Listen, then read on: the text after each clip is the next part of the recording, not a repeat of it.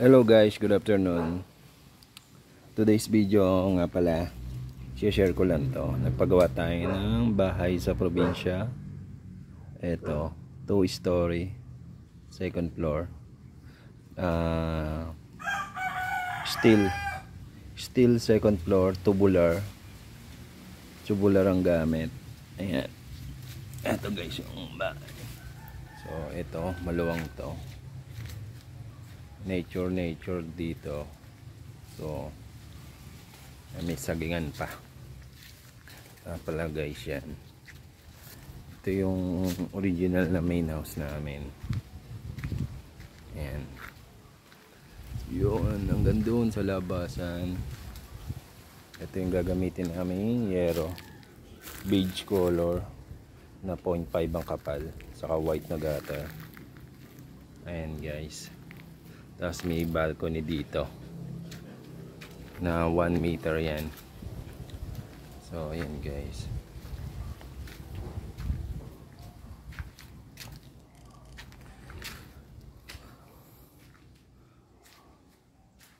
ayan yung tubular na 2x4 na 0.5 ang kapal, masinsin yung ginawa. Tapos ayan, may mga poste tayo. Ito yung kitchen area, lababo. Ang sukat nga pala nito guys sa 5x6.5, 5x6.5 to. Yung sukat nito 2.5 saka 2.5. Yung sukat yan, loob yan.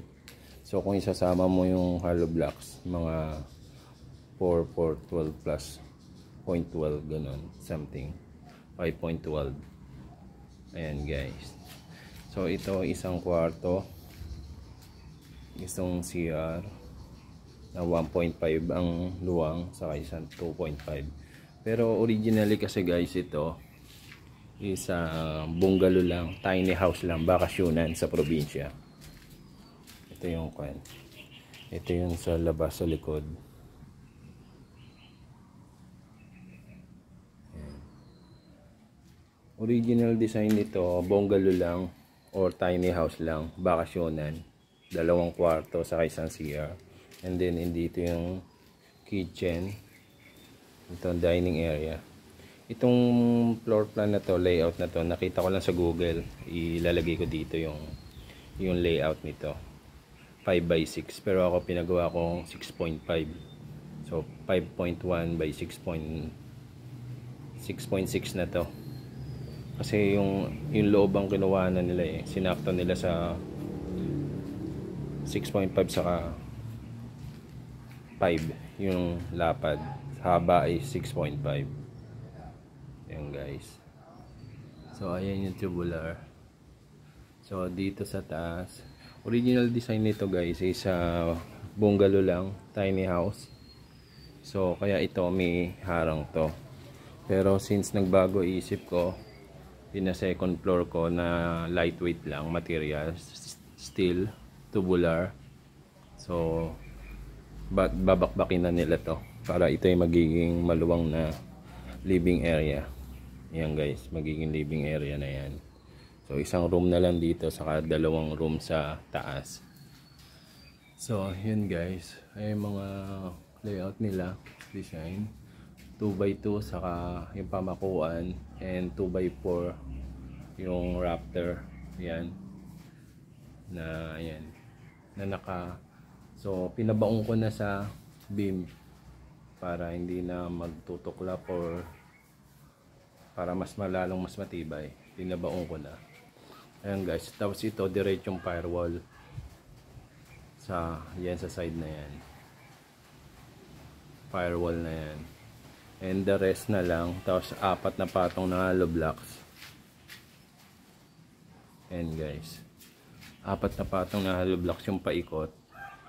And then the rest is metal cladding na gagamitin namin dyan. So yan guys.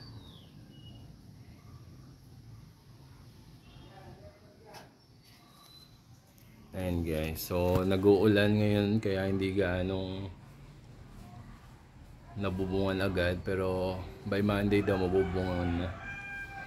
So ayan guys yung naging design. So kagandahan nito, medyo masinsin yung bakal pero matibay na yan, nakabaon na yan. So and then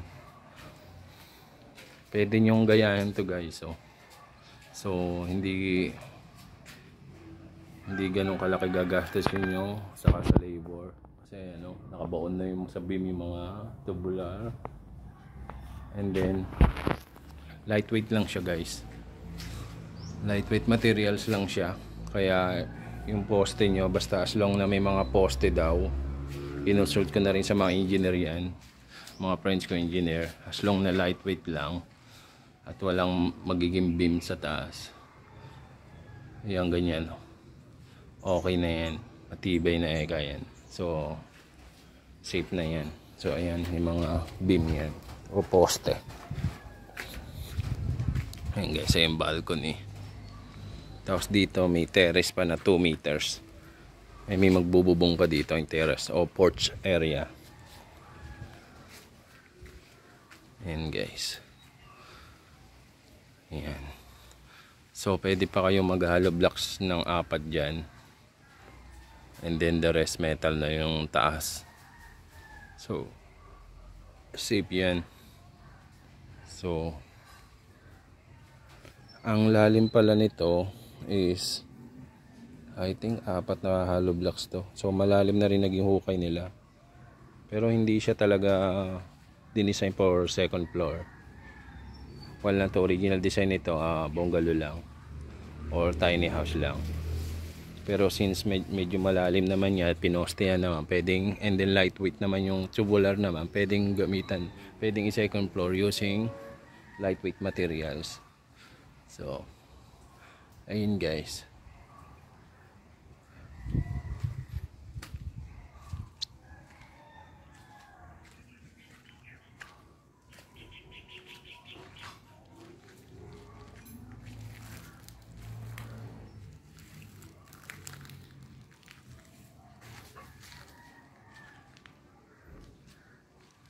Ayun bakal. Kasi ito yung mga iba pang bakal.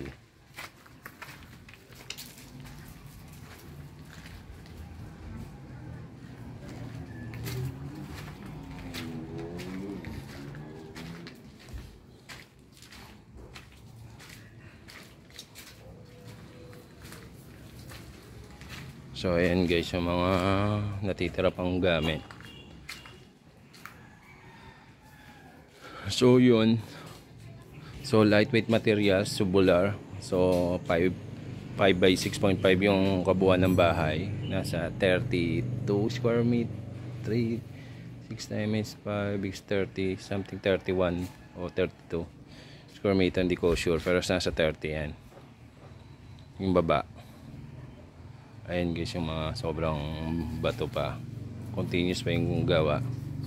So yun guys, i-update ko kayo once na nakabit na lang bubong and then yung metal cladding, kung ano magiging kayarian, and then sa total gastos. So currently sa ganon, with complete materials na bubong, yero, bakal, nakakakuha na kami dyan 400 including labor na nila sa 1 month, including 1 month labor na yan.